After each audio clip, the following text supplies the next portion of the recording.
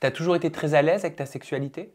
Je l'ai assumé très tôt avec mes amis et tout. Je leur ai dit genre en quatrième, quelque chose comme ça. Ah ouais.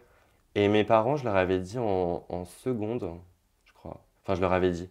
Mon coming out c'était un peu un sketch. Ça ressemblait à quoi? En gros, genre, je revenais du lycée un soir et en fait, le directeur avait appelé ma mère. Non, ma mère avait appelé le directeur parce que je travaillais pas. Je sais pas pourquoi elle l'avait appelé. Et du coup, j'avais pété un câble parce que j'avais des mauvaises notes. J'avais pété un câble, je dis ouais, moi j'en ai marre, je me barre chez mon mec, ça m'a saoulé, et tout, je sais pas quoi. J'avais pas de mec, hein. Et du coup, ma mère, du coup, elle était un peu choquée, elle a fait bah, un mec?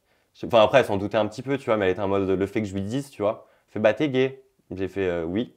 Et du coup, elle m'a fait quelque chose comme bah, mais ça te donne pas des meilleures notes, quoi, donc va travailler, tu vois. Mais elle s'en fout. Mes parents sont hyper ouverts d'esprit et j'ai cette chance, tu vois, d'être dans ce cocon-là parce qu'il me protège beaucoup.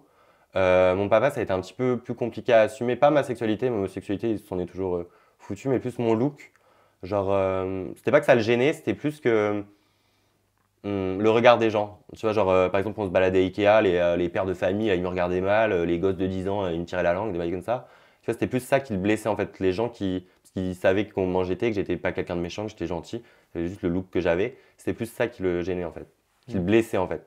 Est-ce que t'es adorable comme ton nom? Je pense que je suis quelqu'un de gentil, en vrai.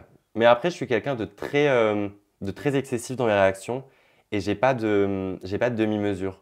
Je suis soit, enfin, je suis toujours, tu sais, comme ça. Je suis soit très bien, tout va bien et tout, mais si tu vas m'énerver, je vais être dans l'extrême. J'ai pas de juste milieu. Juste petite question là, ça me venait comme ça. Ouais, Maya Dorable, est-ce qu'elle est de la ma famille Dorable? cousine, Est-ce qu'il y a une famille Dorable? pas du tout. Non, mais adorable, bah, c'est une youtubeuse, ouais, que je Ouais. connais un petit peu, mais non, on n'a pas de lien de parenté et tout. Bah, je me rappelle, elle avait fait une vidéo où elle m'appelait, elle me disait, ouais, j'ai déposé Dora, va falloir changer et tout, c'est pour rire. Ça m'a fait rire. Mais non, on n'est pas du tout de la même famille et tout.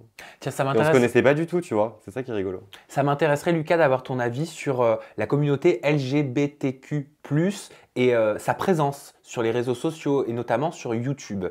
Est-ce que tu trouves que la communauté LGBT est assez représentée? Bah, je pense qu'on est un peu en retard au niveau mentalité et tout. Je pense je connais plein de personnes qui se maquillent, plein de garçons qui se maquillent, mais qui du coup se bloquent et qui aimeraient, tu vois, partager leurs conseils, qui se maquillent très bien, qui veulent partager, mais qui du coup le regard des gens les bloque et les stoppe. Et du coup, bah, je leur envoie des petits messages, je leur dis non, tu t'en fous, faut être plus fort que ça. Mais tu regardes aux USA, c'est beaucoup plus libre par rapport à ça, ils sont beaucoup plus ouverts.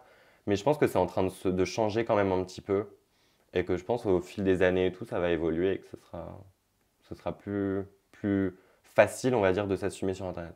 En Enfin, termes j'espère en tout cas.